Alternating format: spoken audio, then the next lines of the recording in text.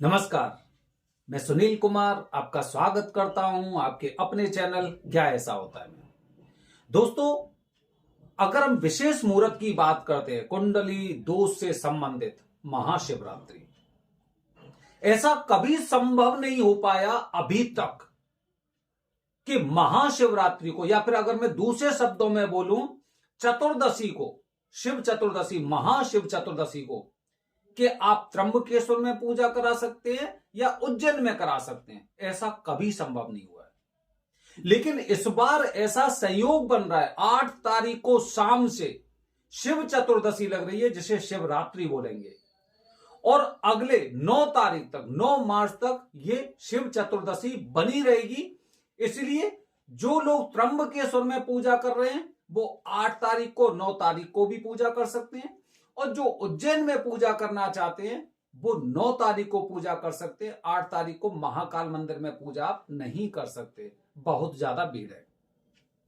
तो दोस्तों, हमें कुछ ऐसी बातों का ध्यान रखना चाहिए जिससे हमारे मन में ऐसा सुकून मिले कि पूजा हमने बहुत विधि से कराई है, बेहतरीन तरह से कराई है, सर्वश्रेष्ठ जगह पर कराई है। जब ये सारे कार्य हो गए तो हम एक छोटी से छोटी गलती नहीं करना चाहते, तो वो गलती किसी भी तरह की ना हो। इसीलिए आज मैं अपने वीडियो के माध्यम से आपको वो पूरी जानकारी देता हूं जहां पर लोग इस तरह की गलती करते हैं। बस ध्यान से सुनिए, देखिए, और अगर आपको वीडियो अच्छी लगती है तो अपने आसपास के लोगों के पास भी इसे भेजिए, वीडियो को लाइक करिए और चैनल को सब्सक्राइब करिए। दोस्तों, जैसे कि 2 जगह सर्वश्रेष्ठ पूजा बताई गई है, उज्जैन में और त्र्यंबकेश्वर में। उज्जैन में और त्र्यंबकेश्वर में अगर मैं दोनों जगह की बात करता हूं तो दोनों जगह पूजा से पहले की कुछ सावधानियां होती हैं और पूजा के बाद की भी कुछ सावधानियां होती हैं। जो कॉमन है वो अभी मैं आपको बता रहा हूं, ठीक है। अच्छा, तो दोस्तों, दोनों जगह अगर कहीं पे भी आप पूजा करना चाह रहे हैं तो आप ध्यान रखिए कि घर से निकलने से पहले आपको अर्जी लगानी होती है। 2 दिन पहले आप प्लान करके रखिए कि मुझे अर्जी लगानी हो। जिस समय मैं अर्जी लगाऊंगा उसके बाद मेरे घर में से लहसुन, प्याज, मांस, मदिरा नहीं रहेगी। लहसुन, प्याज, मांस, मदिरा नहीं रहेगी, ठीक है। इस तरह से आपको प्लान करना है, और जिस दिन आप अर्जी लगाएंगे उसके पश्चात आपको लहसुन प्याज का खाना भी नहीं खाना है।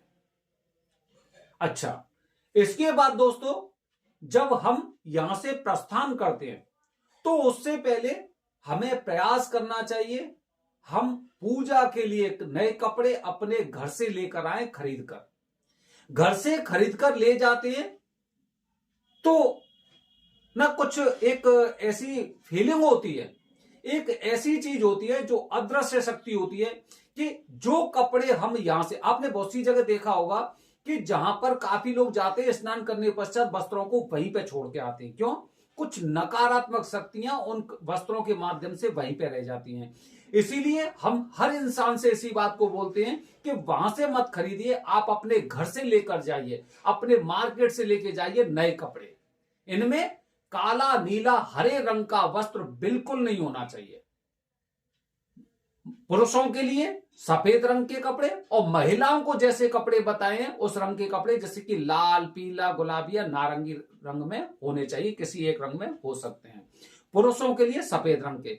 बहुत सी महिलाएं गलतियां करती हैं कि वो सफेद रंग के वस्त्र खरीद लेती हैं। बहुत बड़ी गलती है कि उनका सुहाग जीवित है, वो अभी सुहागिन है, उसके पश्चात भी सफेद वस्त्र जो पहनती है ना, वो उसके पीछे की बहुत बड़ी वजह ये है कि ना ये सस्ते से सस्ता कपड़ा खरीदना चाहती है, केवल यही वजह होती है, ठीक है।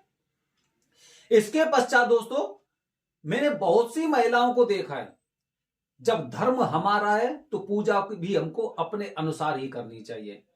बहुत सी महिलाएं ऐसी होती हैं जो सलवार सूट में या फिर जीन्स और टी शर्ट में पूजा करती हैं, जो कि पूरी तरह से अनुचित है, गलत है एकदम।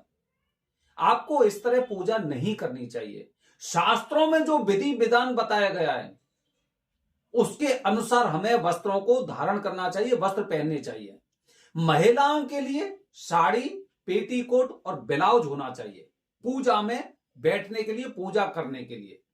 और पुरुष के लिए अंडरवियर, बनियान, धोती और एक तौलिया काफी बार सिर पे रख लेते हैं और गुरुजी कहते हैं कि अब इस पे ये करिए वो करिए, फिर बीच बीच में मूर्तियों को साफ करने के लिए, हाथ पोंछने के इस तरह काम आते हैं।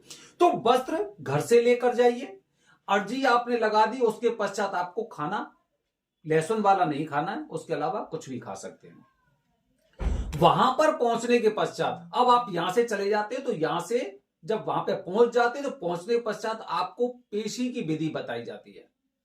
पेशी की विधि इसीलिए हम लोगों से बोलते हैं कि हमेशा एक दिन पहले निकलिए, एक दिन पहले पहुंचिए। अगर कल की पूजा है तो आज शाम तक पहुंचिए, जिससे आपकी पेशी की विधि उचित तरीके से हो सकती है। जैसे उज्जैन की मैं बात करता हूं, उज्जैन में जो लोग अर्जी के बाद पेशी करने जाते हैं तो सबसे पहले गुरुजी से मिलते हैं, और पेशी जो लगाई थी इन्होंने जिनसे, उनके साथ कुछ थोड़ा सा प्रसाद रखते हैं, वहां से खरीदकर और गुरुजी को देते हैं।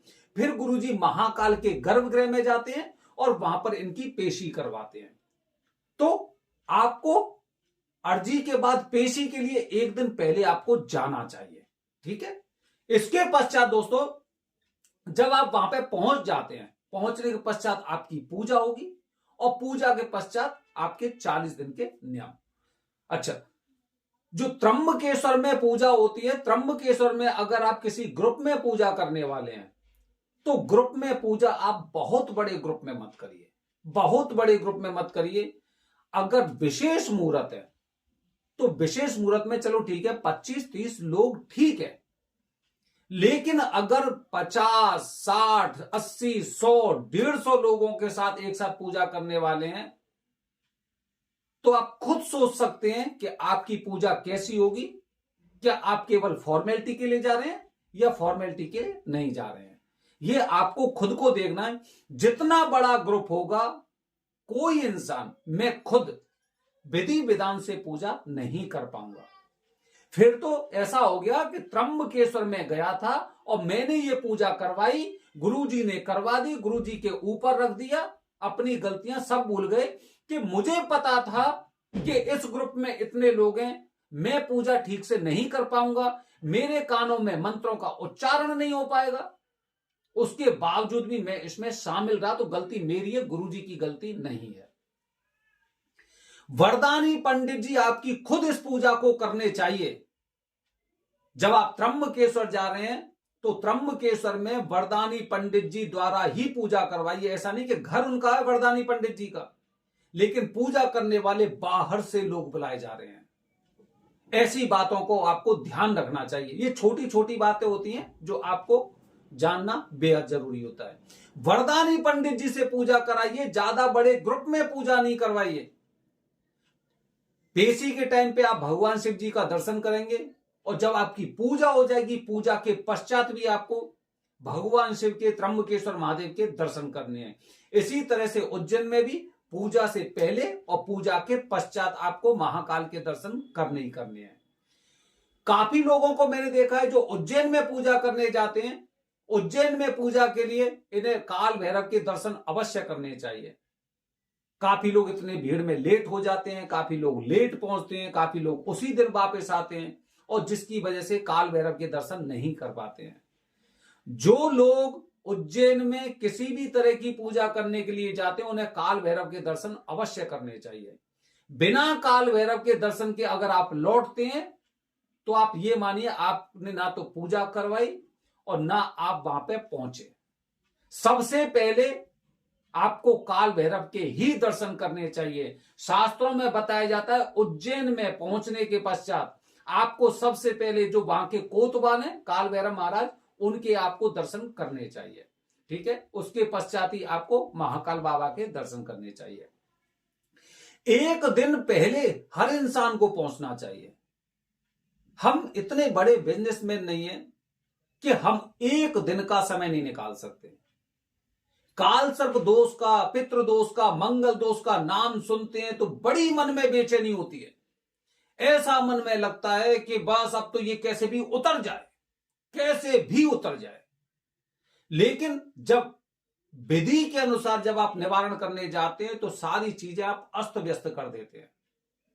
ना ठीक से आप अर्जी लगाते, ना पेशी करते, जो स्थान बताया गया वहां पे आप पूजा नहीं कर पाते, आप घर से वस्त्र तक खरीद के नहीं लाते हैं, आप वहां पे एक दिन रुकते नहीं है। महाकाल में मान्यता है, उज्जैन महाकालेश्वर में, कि यहां पर राजा नहीं रोक सकते। जैसे अगर वहां के मुख्यमंत्री होंगे या कहीं के मुख्यमंत्री होंगे या प्रधानमंत्री मोदी जी होंगे, ये नहीं रुकेंगे वहां पे। हम तो प्रजा है, हम तो सेवक है उनके, हमें रुकना चाहिए। अच्छा, इसके पीछे आध्यात्मिक वजह ये होती है कि जब हमारी कुंडली में किसी तरह का दोष होता है, चाहे वो त्र्यंबकेश्वर की बात हो या उज्जैन की बात हो, तो हम जब वहां पर सोते हैं तो हमारी आत्माएं हमारे शरीर से ऊपर उठते हुए, ये देखिए फोटो देखिए, ऊपर उठते हुए सारी चीजों को महसूस करती है कि आज ये कौन सी जगह है। जब भी आप अपने घर से किसी और अन्य जगह जाते हैं तो आपको नींद आने में थोड़ी सी समस्या आती होगी, क्योंकि आपको ना वो कंफर्टेबल फील नहीं होता है, आपको वो स्थान महसूस, अलग अलग स्थान महसूस होता है। तो आप कुछ सुबह हो सकता है जल्दी आंख खुल जाए आपकी, तो आपको कुछ ऐसा लगता है कि कुछ अलग जगह, क्योंकि आत्मा हमारी सोते समय भी ना इधर उधर भ्रमण कर रही है। ये वो जगह नहीं है, गेट उधर था मेरे घर में, ये इधर गेट है, मैं पैर इधर करके सो रही हूं, दीवार की तरफ पैर हूं, इस तरह की चीजें होती। इसी तरह से जब हम ऐसे स्थान पर पूजा करने के लिए जाते हैं तो हमारी आत्मा भी इस तरह से हमारे शरीर को छोड़कर इधर उधर भ्रमण करती, देखते हम कहां हैं। क्योंकि ये स्थान ऐसे हैं जहां पर सकारात्मक एनर्जी रहती है। सकारात्मक एनर्जी, हमेशा कोई ना कोई जाप, हमेशा कोई ना कोई पूजा चलती रहती है। तो उस जगह जितनी भी पॉजिटिव एनर्जी होती है वो हमारी आत्मा के जैसे ही संपर्क में आती है तो जितने तरह के दोष होते हैं वो सब उससे इंटरेक्ट होते हैं, और इंटरेक्शन के पश्चात जो जो कमियां होती है ना वो वहां पे एकदम खत्म हो जाती हैं। एकदम वो कमियां, जो दोष होते हैं, वो अपना प्रभाव नहीं दिखा पाते, और एकदम बाहर निकलते ही पॉजिटिव एनर्जी के संपर्क में आने के पश्चात ये नष्ट हो जाते हैं। उन लोगों को देखिए जो उसी दिन पूजा करने जाते हैं और उसी दिन लौट के आ जाते हैं, और एक वो लोग जो वहां पर एक दिन रुकते हैं और रुकने के पश्चात विधि विधान से पूजा कराते हैं। दोनों की पूजा में जमीन आसमान का अंतर होगा। इसके पश्चात दोस्तों जब आपकी ये पूजा हो जाती है तो मैंने त्र्यंबकेश्वर से काफी लोगों को देखा है जो सनातन धर्म के विरुद्ध वाले स्थान पर चले जाते हैं। देखिए, शिरडी जैसे लोग, साईं जैसे लोग, फकीर या कुछ भी हो गए, ये कुछ भी हो, लेकिन भगवान नहीं हो सकते, और ना भगवान है। अगर आप ऐसी जगह जाते हैं पूजा के पश्चात, इससे अच्छा आप शनि शिंगणापुर जा सकते हैं, आप भीमशंकर जा सकते हैं। लेकिन अगर ऐसी जगह जाते हैं, प्रतिकूल स्थानों पर जाते हैं, तो आपकी पूजा खराब तो होती है, बल्कि पूजा के पश्चात आपको विध्वंसक परिणाम भी झेलने पड़ सकते हैं, ऐसा हमने देखा है। तो ऐसी जगह मत जाइए जो अपने धर्म के अनुसार, अपने सनातन के अनुसार चीजें बताई गई हैं, वहां पर आप जा सकते हैं। बहुत से लोगों को मैंने देखा है, पूजा आज हो गई, अब वो कल चलने वाले हैं। अब कल स्नान वगैरह किया और चलने वाले, उन्होंने देखा कि मंदिर में दर्शन करूं, फिर पता चला कि मंदिर में तो बहुत भीड़ है, बहुत भीड़ है, सुबह मेरी 9 बजे ट्रेन है, यहां से वहां तक पहुंचना है। और मतलब इसी कसम में वो इंसान स्नान करके तो गया, लेकिन स्नान करने के पश्चात उसने बाबा के दर्शन नहीं किए। अगर त्र्यंबकेश्वर में आपने पूजा आज करवाई और कल आपकी सुबह ट्रेन है, तो अगर आप स्नान करके जा रहे हैं तो आपको वहां पे बाबा के दर्शन करके जाना ही चाहिए, चाहे वो उज्जैन हो या कोई भी हो। ये छोटी छोटी चीजें होती हैं। बहुत सी बात, एक बात और एक गलती और करते हैं आप लोग जब भी वहां पर नहाते हैं, बहुत से लोगों को मैंने देखा है शिप्रा नदी के घाट पर, देखिए जब वो स्नान करते हैं तो वहीं पे अपने कपड़ों को धुल रहे हैं, उसमें साबुन वगैरह लगा रहे हैं। कोई पूजा फायदेमंद नहीं है आपकी। ऐसी पूजा करने से कोई फायदा नहीं कि आप वहां से कुछ पाप लेकर आ रहे हैं, क्योंकि आप वहां पर माता रानी में एक गंदगी वो कर रहे हैं। तो ऐसे कार्य मत करिए, छोटी छोटी चीजें होती हैं। काफी मैंने लोग देखे, मंदिर से आते हैं, मंदिर से जैसे अपने होटल पे आएंगे सबसे पहले वो अपने पैरों को धुलते हैं।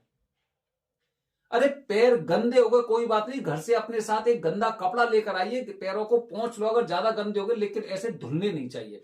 मंदिर से आने के पश्चात कभी भी पैर धुले नहीं जाते हैं।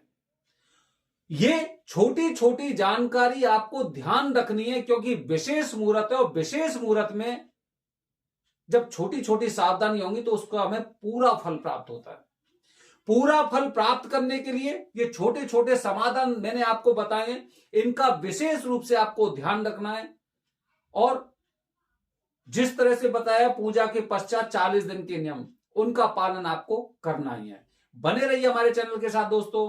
हर हर महादेव, हरिओम। दोस्तों सबसे अंत में एक बात और, कि काल सर्प दोष की पूजा आपकी खाली पेट होनी है, इसलिए पूजा से पहले आपको कुछ भी नहीं खाना है, चाय भी नहीं पीनी है। काफ़ी लोग नाश्ता कर लेते हो तो नाश्ता भी मत करिए। ध्यान रखिए, खाली पेट पूजा करने से ही आपको सर्वोत्तम फल प्राप्त होंगे।